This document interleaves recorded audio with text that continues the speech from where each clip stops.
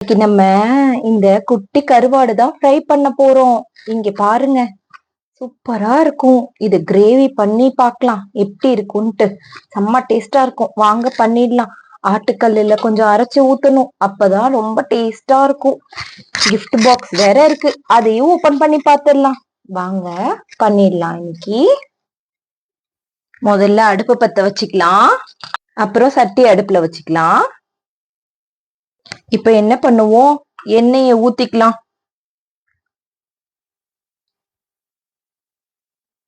எண்ணெயை ஊத்தியாச்சு.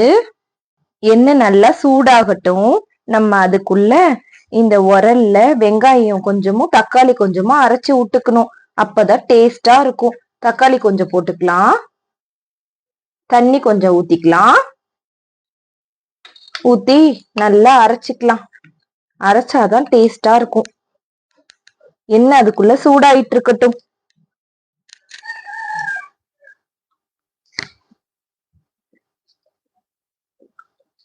நல்லா அரைஞ்சிருச்சு. இப்போ இத ஓரமா வச்சுக்கலாம். ஒரு பாத்திரத்துல எடுத்து அதுக்குள்ள எண்ணெயும் சூடாயிருச்சு. பாத்தீங்களா, நல்லா அரைஞ்சிருச்சு.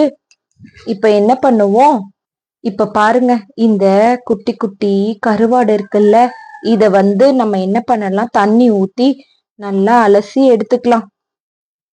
இந்த மாதிரி நல்லா அலசி தண்ணிய வெளியில ஊத்திடணும். அப்புறம்தான் செய்யணும் இத. நல்லா அலசியாச்சு. தண்ணிய வெளியில ஊத்திடலாம். தண்ணிய வெளியில ஊத்தியாச்சு. இப்ப இது ஓரமா வச்சுக்கலாம். இப்ப என்ன பண்ணுவோம், வெங்காயத்தை போட்டுடலாம். எண்ணெய் நல்லா சூடாயிருச்சு. பாத்தீங்களா, நல்லா பொரியுது. வெங்காயத்தை போட்டாச்சு.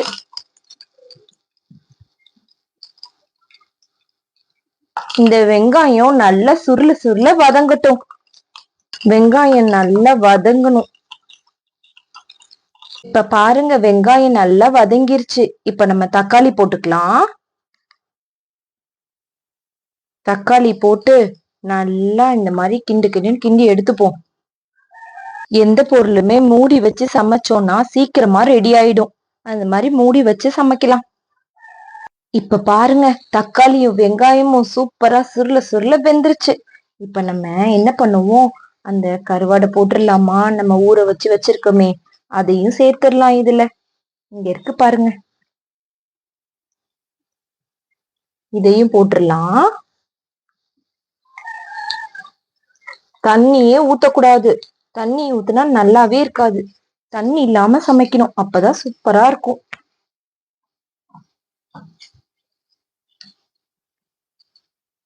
இந்த கருவாடு ஃப்ரை ஒரு நாள் செஞ்சு பாருங்க செல்லக்குட்டி, சூப்பரா இருக்கும். சரியா, இப்ப நம்ம என்ன பண்ணுவோம், கருவாடு நல்லா வதங்கிடுச்சா, இப்ப நம்ம மிளகாத்தூள் போட்டுக்கலாம். உப்புத்தூள் போட்டுக்கலாம். ஏற்கனவே இந்த கருவாட்டுல உப்பு இருக்கும், அதனால கொஞ்சமா போட்டா போதும். போட்டு நல்லா கிளறி விட்டு மூடி வச்சு எடுத்தோம்னா சூப்பரான கருவாடு தொக்கு ரெடி. இத பழைய சாப்பாடுக்கு சாப்பிட்டோம்னா சூப்பரா இருக்கும். ட்ரை பண்ணி பாருங்க செல்லக்குட்டி.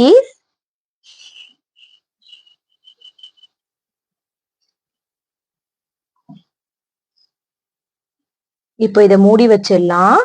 இப்ப நம்ம இன்னைக்கு என்ன கிஃப்ட் பாக்ஸ்ல இருக்குன்னு ஓபன் பண்ணி பாத்துருவோம். சரியா,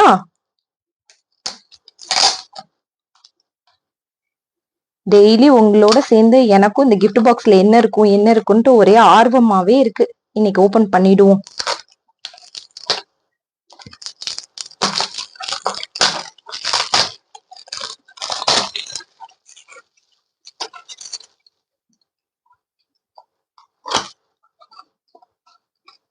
ஐயோ, இன்னைக்கும் அதே ஸ்பூன் தான் இருக்கு.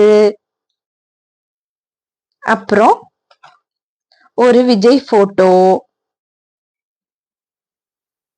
அப்புறமாட்டி டோரா ஸ்டிக்கர்.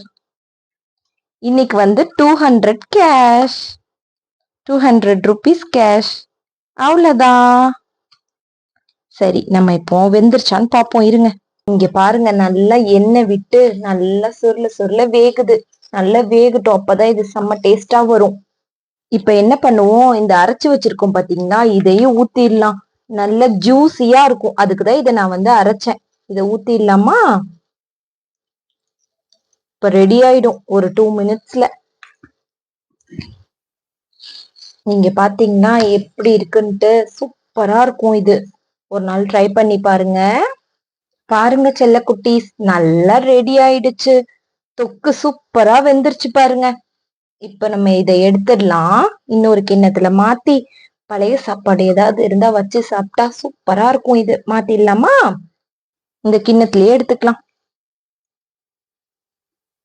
இங்க பாருங்க, குட்டி குட்டியா மீன் எல்லாம் வெந்து சூப்பரா ரெடி ஆகி நல்லா எண்ணெய் விட்டுருக்கு பாருங்க. தண்ணியே ஊத்தக்கூடாது, இப்படிதான் செய்யணும்.